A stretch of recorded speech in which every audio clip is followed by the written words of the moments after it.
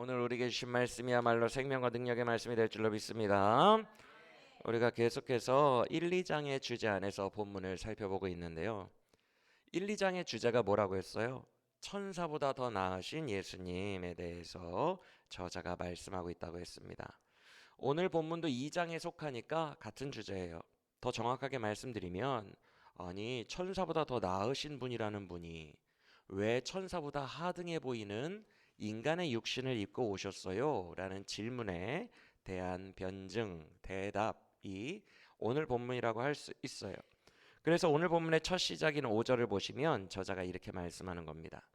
장차 올 세상, 우리가 갈 영생 천국은 천사들에게 복종하게 하심이 아니다. 이 말이 무슨 말이냐 하면 새로운 땅의 지배자는 천사들이 아니라는 거예요. 우리를 천사에게 복종하게 하는 것이 아니래요. 새로운 땅의 지배자는 천사들이 아니라 누구랍니까? 예수님과 우리들이 새로운 땅의 지배자라는 거예요. 이해가 되십니까? 당시 유대인들은 천사를 경외했다 그랬죠, 그렇죠? 그런 유대인들에게 이런 말이 들리니 파격적이고 충격적일 만한 말씀인 것입니다. 예수님과 그의 형제들, 즉 우리들이, 성도들이 장차 올 세상의 왕 같은 지배자들이 된다는 것을 믿으시길 바랍니다. 그리고 우리가 지배자면 천사들은 뭐 해요? 1장 14절 다시 볼까요? 1장 14절 천사들은 애초에 섬기는 자로 창조된 존재들이니까 누구를 섬겨야 마땅하대요? 상속자들, 복수입니다. 그렇죠? 우리들이에요, 우리들. 이제는 우리가 다가올 세상의 지배자가 될 것이고 예수님과 함께 우리가 지배자가 될 것이고 천사들은 우리를 섬기는 종이 될 것입니다. 할렐루야.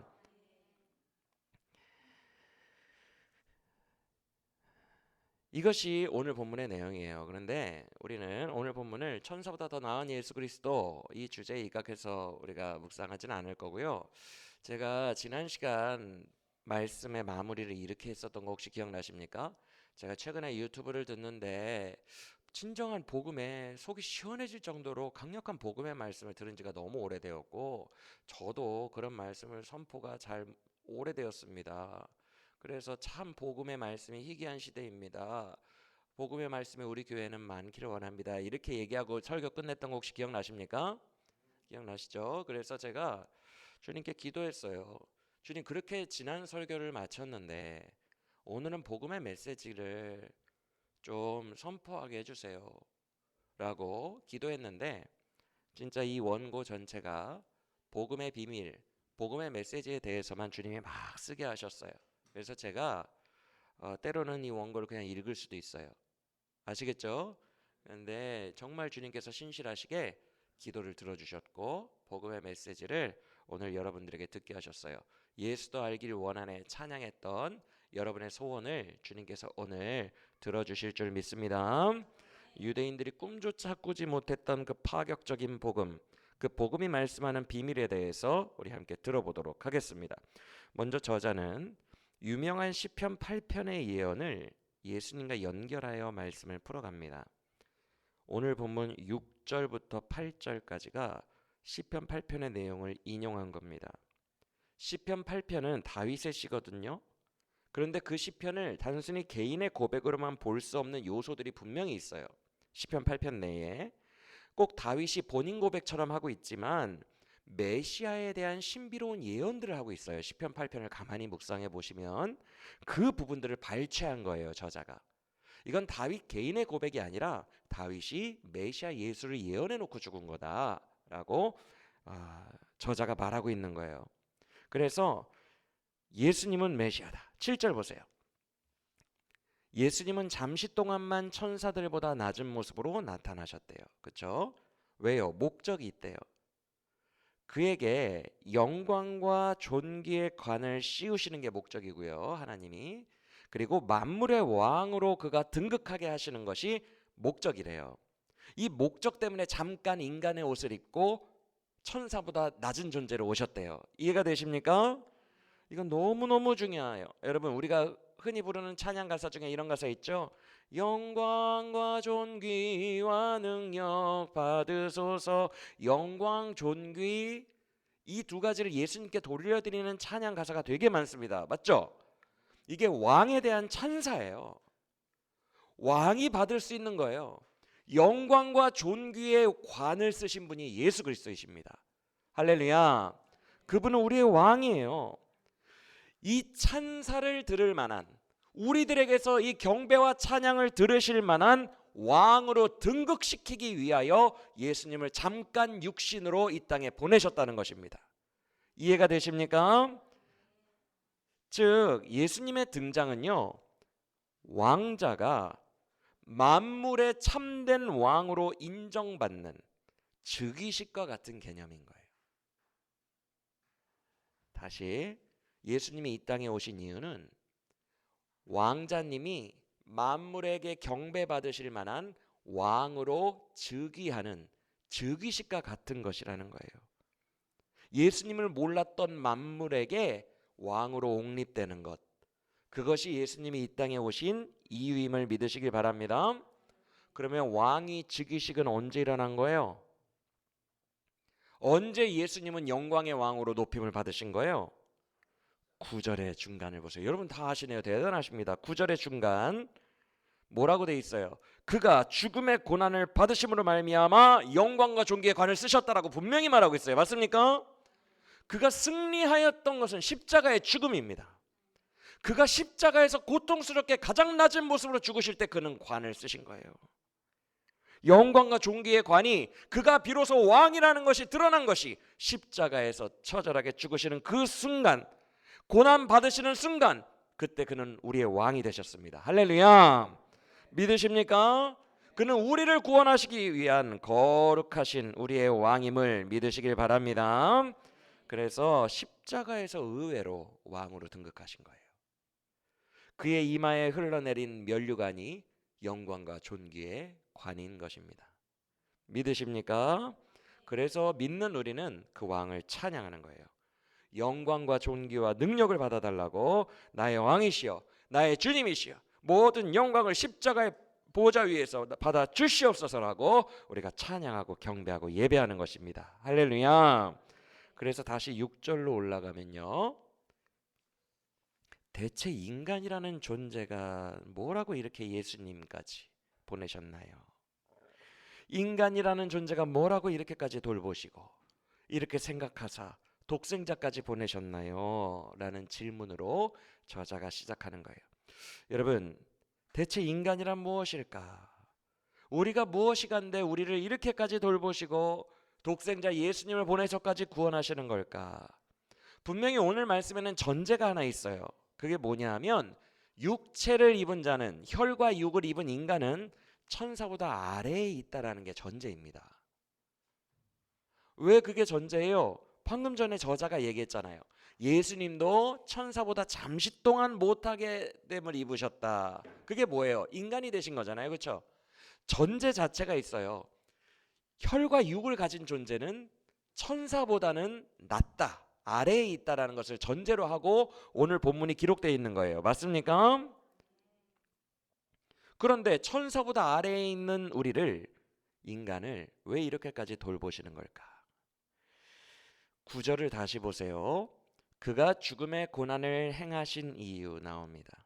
9절 중간 이유부터, 그가 이를 행하신 이유는 하나님의 은혜로 모든 사람을 구원하시기 위함이다.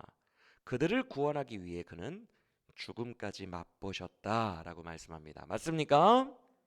여기서 맛보다라는 이 단어가 우리 입장에서는 좀 가벼워 보일 수 있어요. 그냥 뭐 고추장 찍어서 콕 찍어서 맛보는 것 같은 그런 느낌, 좀 가벼운 느낌으로 들릴 수 있는데, 실제로 이 헬라어 이 단어의 의미는요, 어디에 참여하다, 참가하다, 그래서 경험하다라는 뜻입니다. 예수님은 인간들이나 당하는 죽음의 굴레 안으로 들어오셔서 그 죽음에 참여하시고 그 죽음을 몸소 경험하신 거예요. 할렐루야. 사랑하는 여러분, 저를 보세요. 예수님은 여러분의 삶의 가장 깊은 곳까지 들어와 계십니다. 여러분도 여러분을 부정하고 싶은 시궁창과 같은 곳들이 있을 거예요.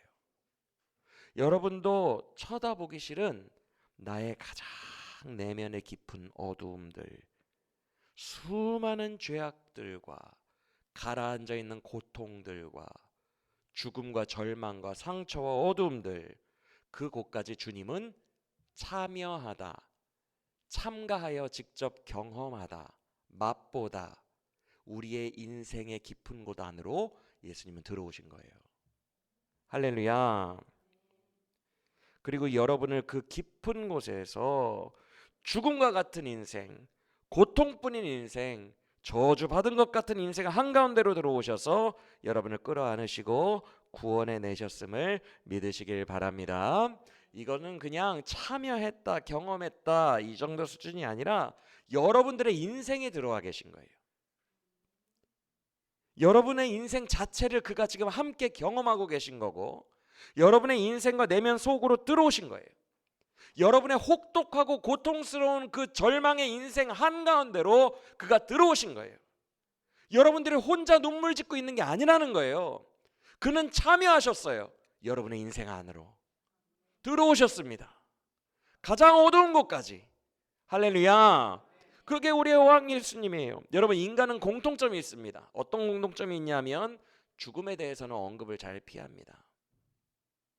예를 들어 목사인 저도, 천국을 믿고 선포해야 되는 목사인 저도 어디 아픈 성도들에게 가서 신방할 때 뭐 죽을 수도 있죠 이런 말 못합니다. 죽을 수도 있죠, 우리 천국 있으니까 담대하세요 이렇게 말 못해요. 천국을 믿고 선포하는 저도, 왜? 심지어 믿는 성도들일지라도 죽음이라는 것은요 생각조차 하기 싫어요. 죽음을, 가능성을 염두에 두기도 싫어요. 믿는 성도들도 외면하고 싶은 부분이 죽음이에요. 각종 인생사의 고난들도 마찬가지예요. 사고로 가족을 잃은 사람이 있다고 해봐요. 그 사고 장면을 언급을 하겠습니까? 떠올리기도 싫은 장면이잖아요. 이제는 잊고 싶은 장면인데 그 사고 장면을 언급하겠어요? 왕따 받은 아이에게 괴롭힘 당했던 그 장면들, 그것을 상기시키면 애가 얼마나 상처를 받겠어요. 잊고 싶은 기억인데 우리는 다 외면하고 저기 내면의 깊은 시궁창 속에 넣어두고 싶은 것들이 있어요.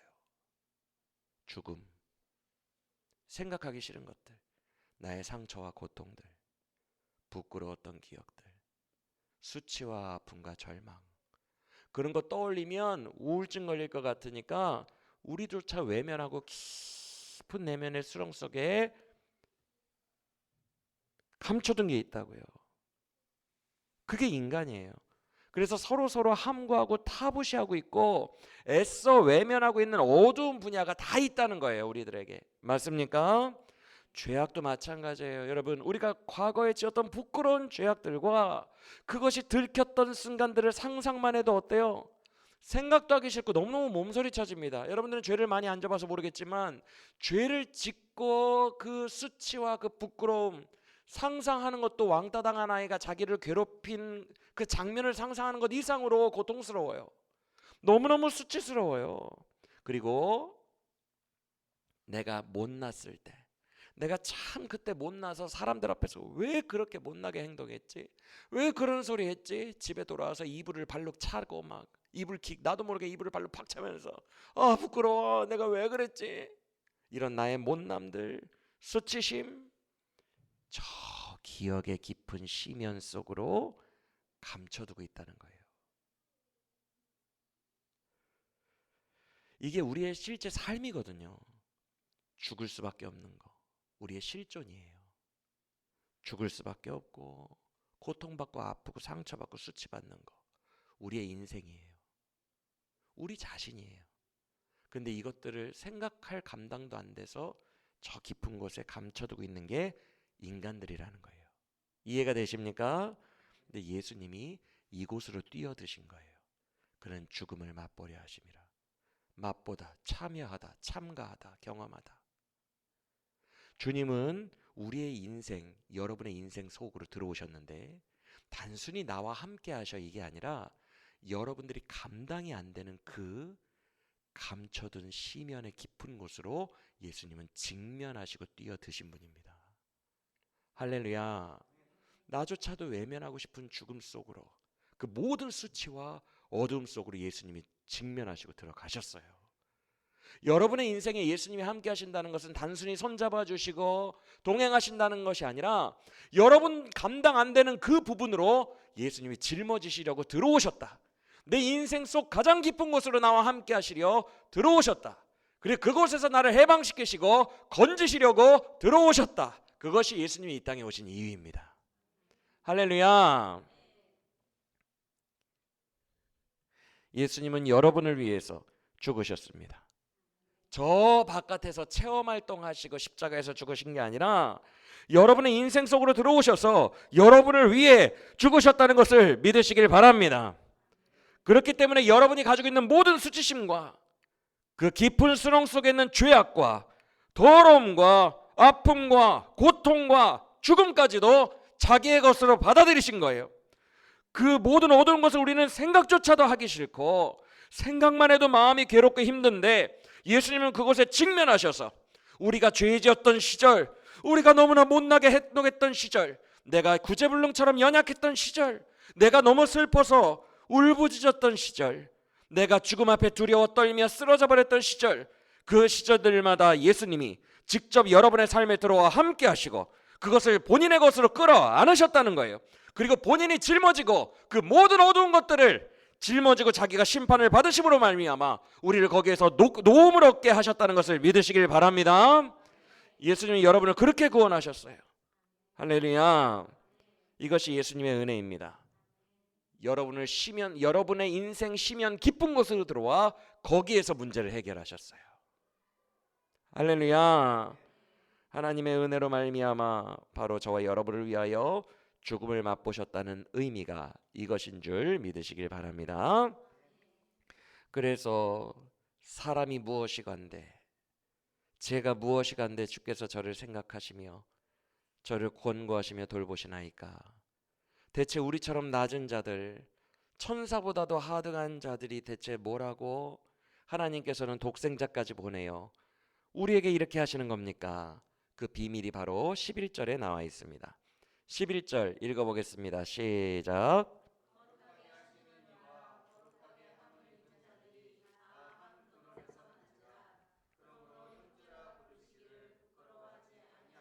할렐루야. 이것이 바로 이유입니다. 거룩하게 하시는 이 누구예요? 예수님. 그가 십자가의 보혈로 우리를 거룩하게 하심을 믿습니까? 그러면 거룩함을 받은 자는 누구예요? 우리. 그런데 거룩하게 하시니 예수님과 받은 자 우리가 서로 형제랍니다. 예수님은 우리를 형제라고 하셨대요.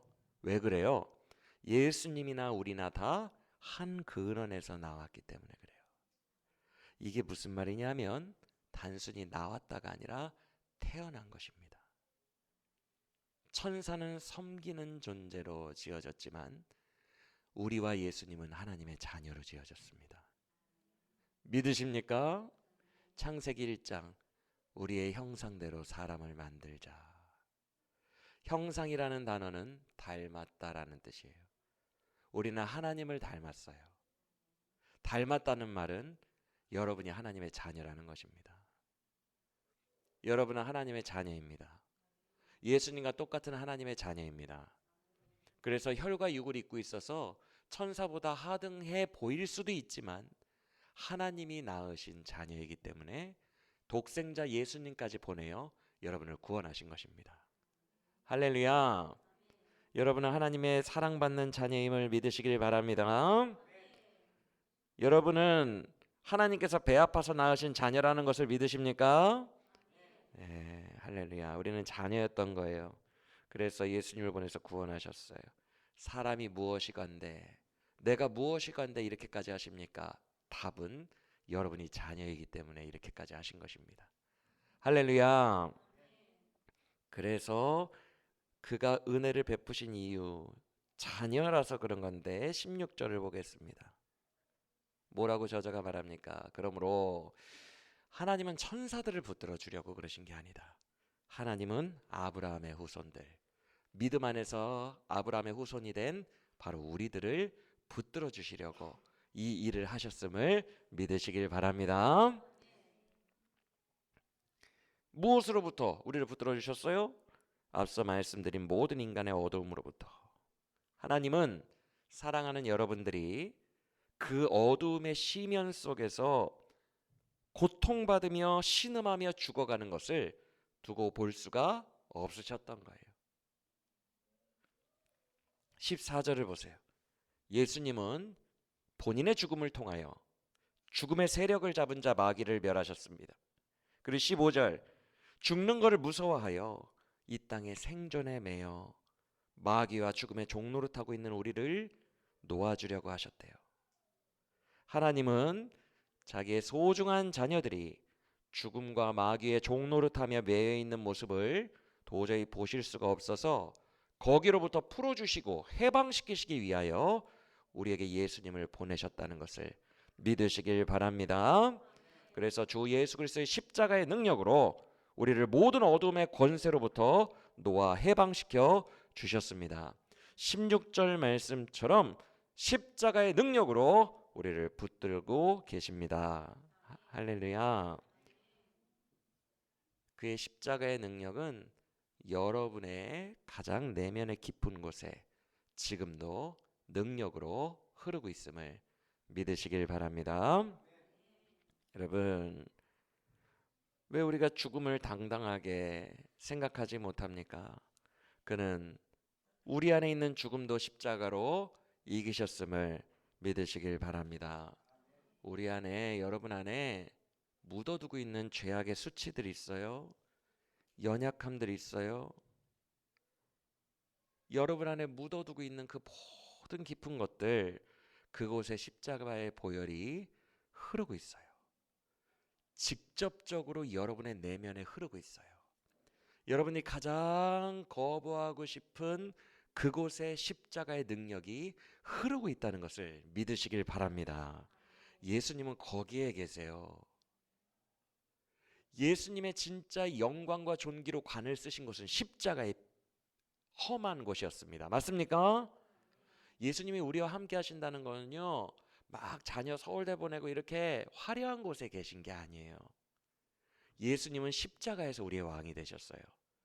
예수님은 지금 여러분의 왕이 되셨는데 여러분의 가장 깊은 곳에 여러분도 처리할 수 없는, 감당하기 어려운 그 어두운 곳에 예수님은 계십니다. 예수 그리스도의 십자가의 참된 능력은 그곳에 흐르고 있습니다. 할렐루야.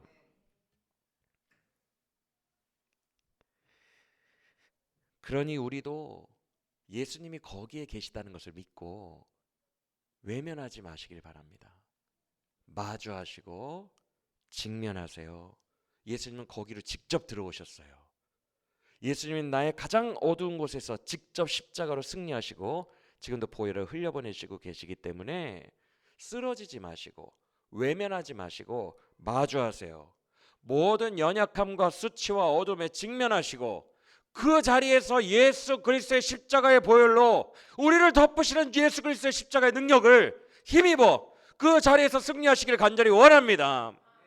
그 자리에 예수님이 계세요. 그 자리에 직면하시고 승리하시길 바랍니다. 더 이상 마귀의 종노릇하고 죽음의 종노릇하고 두려워 떨지 마시고 그곳에서부터 예수 그리스도의 능력을 힘입어 십자가로 승리하고 부활하는 능력이 여러분의 가장 깊은 내면에서부터 시작되기를 간절히 축원합니다. 그곳에 예수님이 계세요. 힘내시길 바랍니다. 나의 너무 부끄러운 그곳에, 나의 너무 초라했던 그곳에 예수님이 보혈을 흘려주고 계시니 붙드시길 바랍니다. 보혈을 우슬초로 뿌리시길 바랍니다. 나의 모든 죄악이 가득한 그곳에 우뚝 서 있는 예수 그리스도의 십자가를 붙드시길 바랍니다. 하나님은 바로 이것을 가능하게 하시기 위해 그의 독생자 예수 그리스도를 우리네 인생 가운데로 보내셨음을 기억하시길 바랍니다. 우리가 지난주에 불렀던 찬양 중에 이 찬양 있죠. 그의 눈이 머무는 곳은 나의 상처와 아픔, 영원히 흐를 것 같았던 눈물 다 멎었네, 예수 나의 치료자라는 가사 기억나시죠? 예수님의 눈길이 머무는 곳은 나조차 외면했던 가장 어두운 그곳입니다. 영원히 흐를 것 같았던 눈물이 있던 그곳, 그곳에 예수님이 임하셨습니다. 그곳으로부터 우리를 구원해내셨습니다. 할렐루야. 우리가 되어 예수님이 직접 우리의 인생에 들어와 우리 자신이 되어 우리가 받아야 할 모든 고통을 경험하시며 우리에게 임한 저주와 고통과 수치와 죽음을 우리에서 다 걷어내버리셨습니다. 할렐루야. 우리에게 임할 저주와 수치와 고통과 죽음을 우리에게서 걷어내버리셨다고요. 하나님 아버지가 이 일을 하시기 위하여 자녀들을 붙드시기 위하여 예수님을 그 자리에 보내신 것입니다. 죽음과 수치와 저주와 고통의 자리에 그 자리에 예수님을 보내셔서 여러분을 거기서부터 건져내신 거예요. 할렐루야. 여러분의 모든 수치를 걷어가셨습니다. 예수님이 직접 들어오셔서 자기 몸에 지고 걷어가셨습니다. 할렐루야. 믿으시길 바랍니다. 예수님은 여러분의 왕이시고 구세주이십니다. 이 십자가의 능력 안에서 살아가는 우리 모두가 되기를 간절히 원합니다. 세상에나 어떻게 이런 일이 있을 수 있지? 나에게 십자가란 어떤 의미인지 상상이 안 되세요? 그래서 은혜입니다. 봉급은 내가 이번 달에 100만 원 받겠지 상상이 다 됩니다. 봉급은 마땅히 받는 거니까 상상이 돼요. 그걸 봉급이라고 해요. 그런데 은혜는 선물입니다. 상상하지 못했던 선물이 들어왔는데 작은 초콜릿 하나가 아니라 되게 큰 거라고 해봐요. 재벌들이나 받는 막 큰 거라고 해봐요. 그게 나에게 선물로 들어오면 의심이 됩니다. 무슨 의도 있는 거 아니야? 의심도 되기도 하고 믿겨지지도 않고 감당이 안 되고 놀랍습니다. 맞습니까? 그래서 은혜라고 하는 거예요. 예수 그리스도의 십자가가 사람이 무엇이간데 주께서 저를 사랑하시고 생각하시며 감당이 안 되고 주님이 정말 십자가로 나를 그렇게 사랑하셨나? 이게 놀랍고 믿어지지 않는 이유가 은혜이기 때문에 그래요. 봉급이 아니라 은혜이기 때문에. 할렐루야. 너무 큰 선물을 받아서 실감이 안 나는 거예요. 여러분이 바로 이 은혜를 받으셨음을 믿으시길 바랍니다. 우리 10절 읽어볼게요. 10절 시작.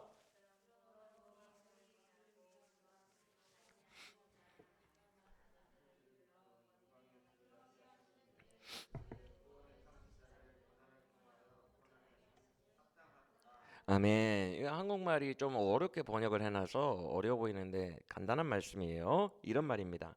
여러분이 자녀잖아요. 하나님이 여러분 자녀들을 이끌어 영광의 천국에 들어가게 하시려면 전제 조건이 있어요. 죄가 없어야 돼요. 온전해야 돼요. 맞습니까? 천국에 들어가는 존재는 죄가 없어야 돼요.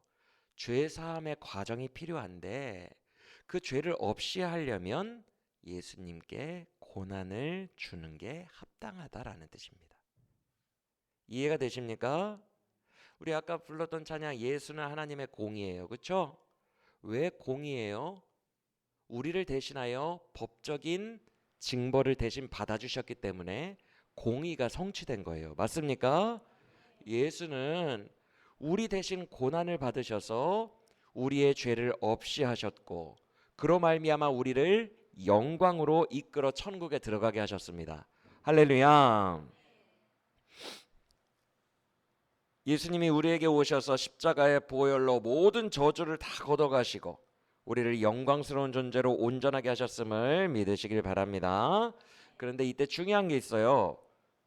아주 중요한 단어가 있는데 방금 읽은 10절 중간쯤에 예수님을 호칭을 뭐라고 합니까? 구원의 창시자라고 부른다는 거예요. 여러분 이런 멋진 호칭이 66권 전체에서 여기 한 번 나옵니다. 예수 산을 옮기시는 이런 찬양이 있는데 거기에 구원의 창조자 한 번 나와요. 그런데 역시 성경에도 이때 딱 한 번 나와요. 근데 구원의 창시자라는 말이 무엇을 의미할까요? 말 그대로 무에서 유를 창조하셨다는 거예요.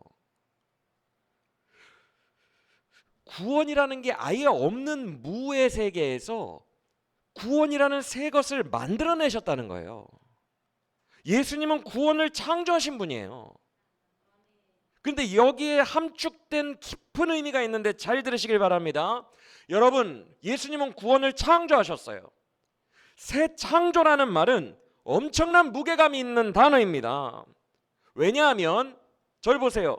기존의 굴레들, 기존의 원리, 기존의 원칙들이 흐르고 있어요. 이 기존에 흐르고 있는 원칙들 속에서 더 멋있게 만드는 것을 리뉴얼했습니다. 리모델링했습니다. 오픈했습니다. 재오픈했습니다. 싹 바꿨습니다. 이렇게 광고하는 리뉴얼이라고 합니다. 리뉴얼. 무슨 얘기인지 아시겠죠? 기본적인 흐르고 있는 이 원리들 속에서 뭔가 더 멋진 것을 만드는 것을 리뉴얼이라고 하는데, 리뉴얼은 창조가 아니에요. 지금 예수님은 창조자라고 했어요. 맞습니까? 창조자라는 말은요, 기존에 있던 것을 더 완전하게 만드시는 분이 아니라 기존에 있던 원리를 무시해버리는 것을 창조라고 합니다. 이해가 되세요? 주님은 구원을 리뉴얼한 게 아니라, 우리가 복음을 리뉴얼로 생각하면 안 돼요. 아, 주님은 나를 이렇게 잘 만들어 가셔서 더 멋진 사람을 만드시겠지? 아닙니다.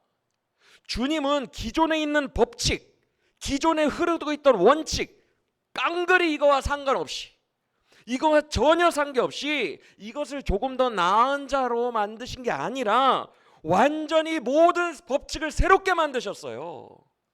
그것을 창조했다고 하는 거예요. 구원은 새로운 법칙입니다. 예수 그리스도는 새로운 법을 만드신 거예요. 그래서 로마서에서 사도 바울이 너희의 율법은 이제 죽었고 너희는 생명의 성령의 법 안에 있느니라 라고 말한 거예요. 할렐루야. 우리에게 완전히 새롭게 창조하셨어요. 이게 복음의 파워예요, 여러분. 왜 복음의 파워냐면, 예전에 흐르던 원리와 원칙들, 나는 죄인이니까 이런 나를 용서할까, 나는 하나님을 알면서도 죄를 졌어, 나는 죽을 수밖에 없어, 이렇게 예전의 원칙들이 우리에게 발목을 잡고 있으면 그것에 대해서 완전히 해방하시라는 거예요. 예전의 원칙들과 전혀 상관없이 새 일을 행하셨어요. 할렐루야. 이게 복음의 파워예요. 여러분의 발목을 잡고 있는 그 어떤 끈아풀들과 원칙들도 존재하지 않습니다. 예수 그리스도의 십자가 안에서. 할렐루야. 여러분의 발목이 어디에 잡혀 있는지 모르겠어요. 심연 속에서 죽음에 잡혀 있는지, 죄책감에 잡혀 있는지, 어디 수치심에 잡혀 있는지, 무능력에 잡혀 있는지, 여러분의 심연 속에 어디에 발목이 잡혀 있는지는 모르겠으나 예수 그리스도의 십자가의 파워는 그 과거의 모든 관계를 다 무시합니다. 새롭게 창조하셨어요. 주의 능력이 흐르고 있습니다. 거기서 벗어날 수 있다는 거예요. 할렐루야. 믿으시길 바랍니다. 그 어떤 것들도, 여러분을 붙들고 있는 그 어떤 원리 원칙들도 주 예수 그리스도의 십자가의 능력 안에서 다 바스러지는 거예요. 다 바스러지는 거예요. 그것이 십자가의 능력입니다. 할렐루야. 이게 새 창조의 능력이라고 해요. 주님은 구원의 창시자예요. 그 과거의 것을 이용해서 리뉴얼 하신 분이 아닙니다. 뉴 크리에이티브, 새롭게 창조하신 거예요. 여러분, 때로 이런 생각할 때 있죠. 주님, 나 같은 죄인도 주님이 용서하실까요? 나 같은 죄인도 주님이 사랑하실까요? 나 같은 죄인 솔직히 아니잖아요. 용서하시기 힘드시잖아요. 나는 날마다 변화된 게 하나도 없는데요. 나는 날이 갈수록 더 주님으로부터 멀리 가는 것 같고 주님 배신하는 것 같은데요. 내 생각과 마음이 얼마나 더러운지 주님께서 아시잖아요. 주님께서 그렇게 더럽게 여기시는 죄악을 나는 아직도 생각하고 있다는 걸 주님이 아시잖아요. 주님, 나 같은 죄인도 용서하십니까? 이것은 재활용하는 수준이 아니고 리뉴얼하는 수준이 아니고 완전히 법칙과 모든 것들을 새롭게 창조해버리신 수준이기 때문에 주님께서 여러분들이 발목 잡혀있고 이런 나 같은 자도 용서하실까라는 옛날 원리에 발목 잡혀서 의심하고 있는 그 우리에게 주님은 주님께서 만드신 십자가 예수 그리스도의 보혈의 권능으로 그 모든 것들의 끈아풀에 잡혀있지 말고 완전히 해방되라고 말씀하고 계신 거예요. 할렐루야.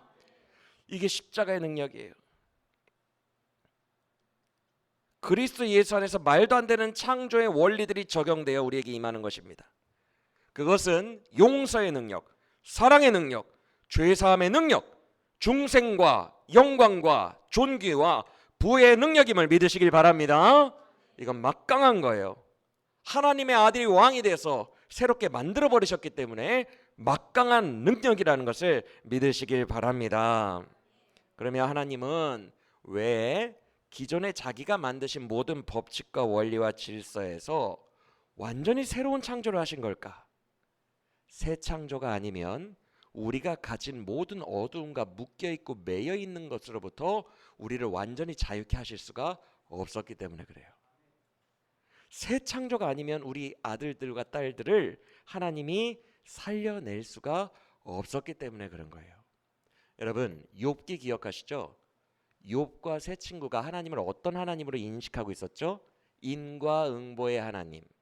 착한 자에게 복 주시고 나쁜 자에게 벌 주시는 인과응보의 하나님으로 하나님을 인식하고 있었어요. 그런데 하나님이 이 틀을 깨버리십니다. 어떻게 해요? 의인인 욥에게 고통을 주시죠. 스스로 이 공식을 깨버리십니다. 이게 과거에 흐르는 공식이에요. 이 공식 하에서 움직이는 분이 아니라고요. 욥을 고통을 주심으로 말미암아 의인에게는 복이 임해야 되는데 의인에게 저주를 주셨어요. 예전의 흐름에 따라 움직이지 않아요.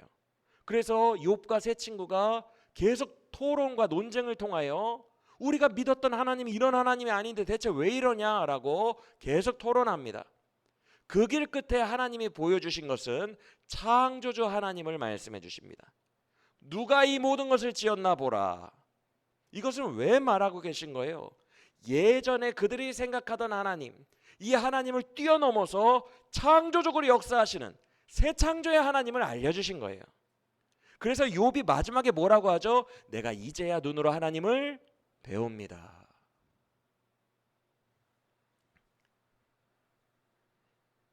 여러분, 복음은 완전히 새로운 창조예요.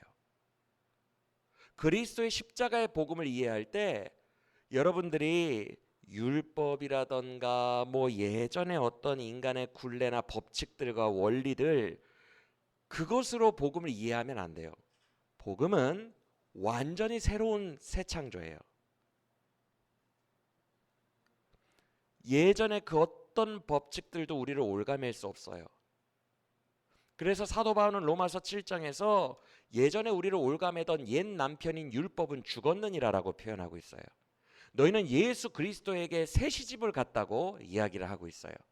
새 남편의 법은 생명과 성령의 법입니다. 우리를 올가맸던 옛날 원리 원칙들은 그리스도의 십자가 안에서 이제 존재하지 않는 거예요. 할렐루야.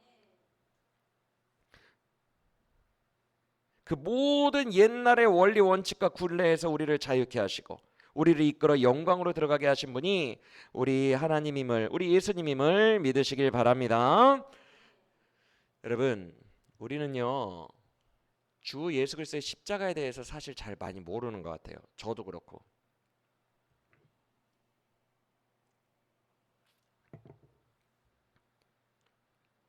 저는 제가 십자가에 대해서 이미 다 알고 있다고 생각을 했어요. 왜냐하면 인격적으로 주님을 만났던 그날에 십자가의 원리가 무엇인지를 깨닫게 되었고 주님이 나를 사랑하신다는 것을 십자가 안에서 깨닫게 되었기 때문에 나는 다 안다라고 생각을 했어요.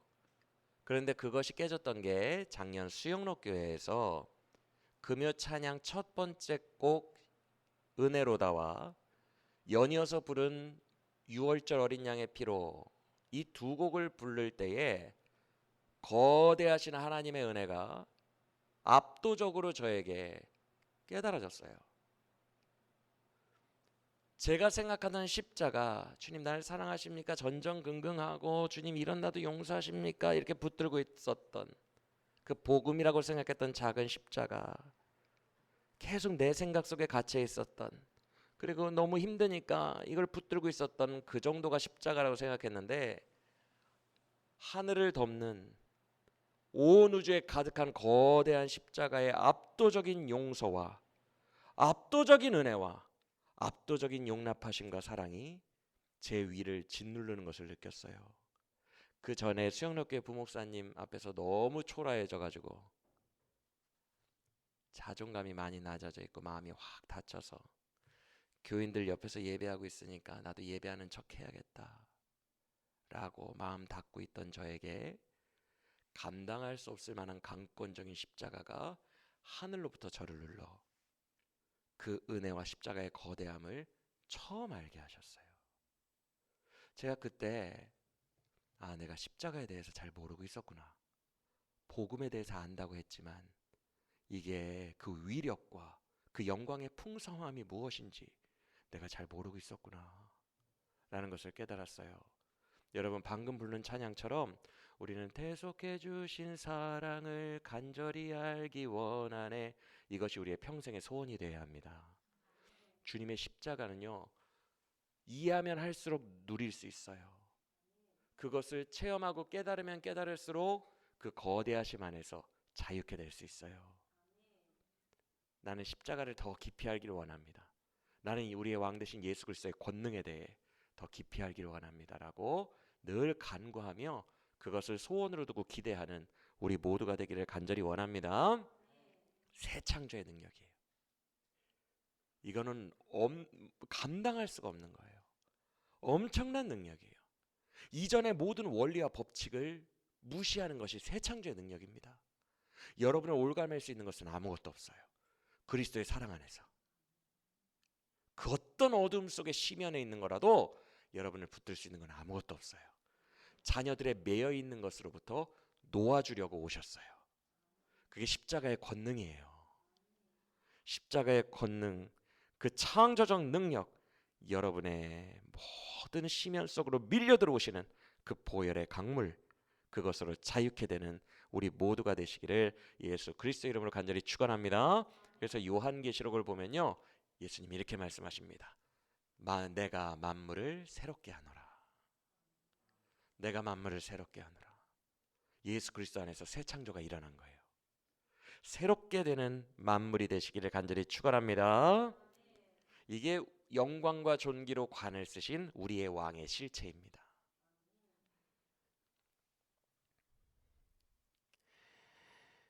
여러분과 하나님의 사랑 안에서는 그 어떤 것도 갈라놓을 수가 없습니다.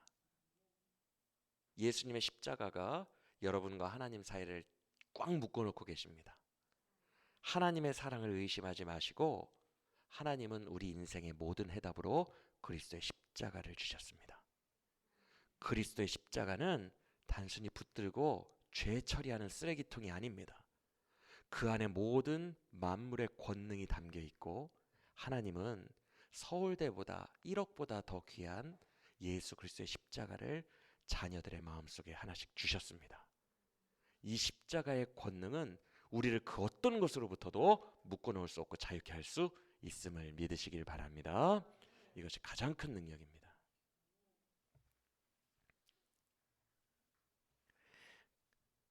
그래서 믿음으로 우리에게 주신 자녀의 권세를 누리는 우리 모두가 되기를 간절히 원합니다.